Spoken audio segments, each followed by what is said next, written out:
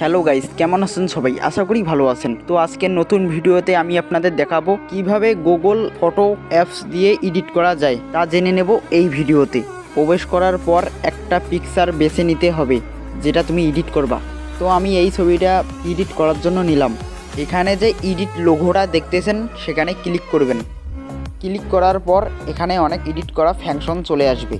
আপনাদের যেন কোনো এডিট করার সময় সমস্যা না হয় সেই জন্য আমি ইমোজি দিয়ে দেখাই দিতেছি।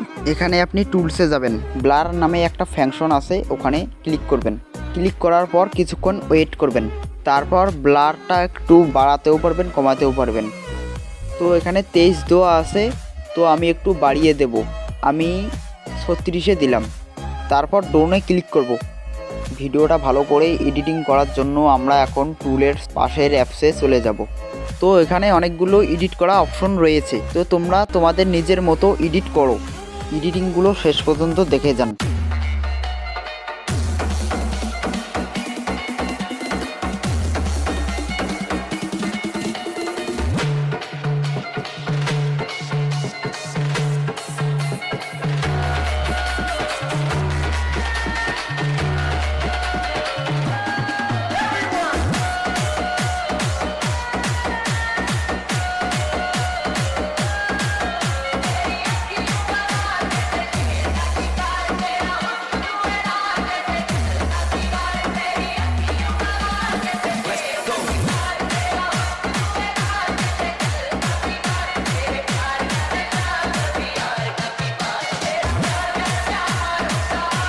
ভিডিও এডিট করা হয়ে গেলে সেভ কপিতে ক্লিক করবেন।